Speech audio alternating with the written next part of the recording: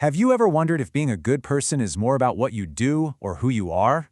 Well, today, we're diving into virtue ethics, a way of thinking about morality that puts that question right at the center of everything. You know, for the longest time, a lot of moral philosophy has been absolutely dominated by this one question.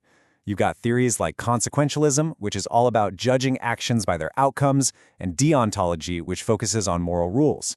They're all trying to figure out the right action to take in any given situation. But virtue ethics comes along and asks something totally different. It flips the script. It suggests that instead of obsessing over what we should do in every little moment, maybe we should first ask, what kind of person should we be trying to become? Okay, so here's our game plan. First, we'll dig into what makes this question so different. Then, we'll go way back to Aristotle's original blueprint for all of this. After that, we'll look at some of the cracks in that design, see how the whole idea was reborn in modern times, and then finally, we'll put it all together to see the really complete picture it offers. So, to really get a handle on what makes virtue ethics so unique, let's put it right up against its main philosophical rivals. Let's imagine you see someone who needs help, okay? The consequentialist pulls out their moral calculator and helps because it produces the best overall result. It maximizes well-being. The deontologist, they consult their moral rulebook and help because they're following a rule, like do unto others. But the virtue ethicist, they help because it's the compassionate thing to do.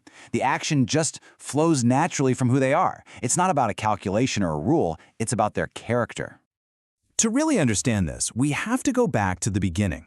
Let's explore the original design, the one laid out by the ancient Greek philosopher who started it all, Aristotle.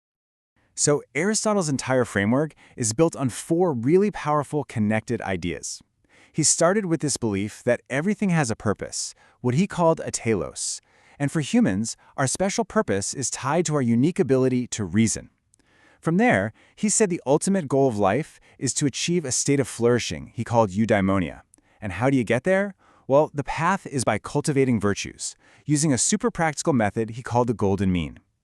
Now, this word eudaimonia is so important, and happiness is a really bad translation. It's not about feeling happy, like you just had a great slice of pizza. It's so much deeper. Think of it like a plant that's just thriving. It has everything it needs, it's reaching its full potential. That's eudaimonia. It's human flourishing. For Aristotle, this wasn't just a goal. It was the one true ultimate goal of life. So, how do we get to this state of flourishing? Well, Aristotle said we do it by developing virtues, and he split them into two kinds. First, you've got intellectual virtues, like wisdom. This is kind of the knowing part of ethics. You can learn this stuff from a teacher or a book. But then you have the moral virtues, like courage or honesty, and this is the doing part. You can't just read about being brave, you have to practice being brave, over and over again, until it becomes a habit, until it becomes a part of who you are. And that brings us to Aristotle's most practical tool, the golden mean. This is such a cool idea. He argued that every moral virtue is actually a perfect balance point, a sweet spot between two extremes, two vices. Take courage, for example. It's the midpoint right between the vice of cowardice, which is a deficiency of courage, and the vice of recklessness, which is an excess of it. It's a beautifully simple way to think about navigating our moral lives. But of course, this ancient blueprint wasn't perfect. And over the centuries, critics pointed out some pretty major flaws in the design, flaws that actually caused the theory to fall out of favor for a really long time.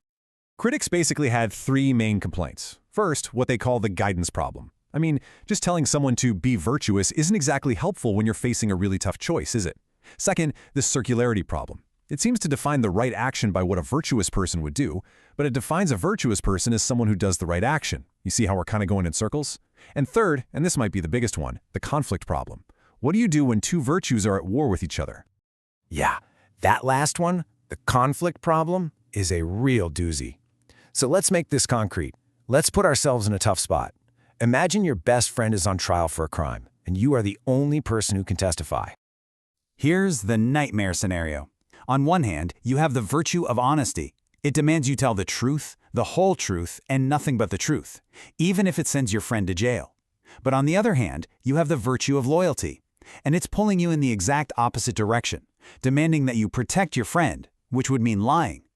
So, what do you do? Which virtue wins, honesty or loyalty? The problem is that traditional virtue ethics doesn't really give us a clear tiebreaker here, and that lack of guidance in really messy situations is a serious challenge to the theory. So yeah, for centuries, these problems left virtue ethics kind of on the philosophical back burner.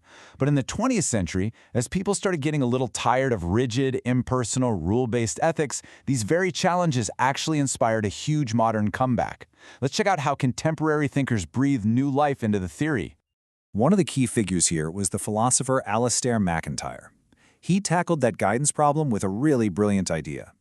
He argued that virtues aren't these abstract, universal ideals floating around in space. No, they're tied to specific social activities, or what he called practices, like being a doctor or a scientist or an artist. The virtues, he said, are just the qualities you need to be great at those things. A scientist has to be rigorously honest to do good science. A doctor needs to be compassionate to give good care. It grounds the whole idea in the real world. And another huge revitalization came from feminist thinkers. Philosophers like Carol Gilligan developed what's now called the ethics of care. They argue that for centuries, Western ethics had been all about this justice perspective, all abstract rules, rights, and impartiality. They propose an alternative view, one that puts relationships, care, and compassion front and center. They elevated virtues like nurturing, patience, and empathy that had for too long been dismissed or seriously undervalued. Okay, so where does all this leave us?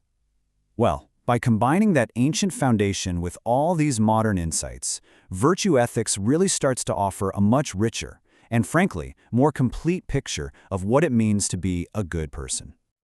You know, one of the biggest strengths of virtue ethics is that it actually cares about our motivations. An idea like duty for duty's sake can feel pretty cold and empty. Think about it. A son who takes care of his sick mother. If he does it just because he feels it's his duty, well, he's doing the right thing.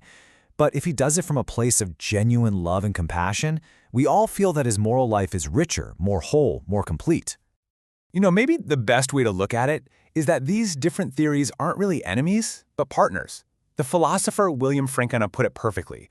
Principles without traits are impotent, and traits without principles are blind. In other words, we need rules and principles to guide us, for sure. But those rules are totally useless if we don't have the good character to actually follow through. And at the same time, good character without any guiding principles can just leave us lost. We need both. And that's really the point. Virtue ethics brings morality back to a deeply personal level.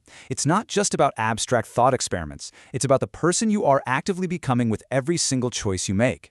So it leaves us with this practical and really powerful question to think about. If you were going to focus on cultivating just one single virtue starting right now, today, which one would it be? And how would it change your life?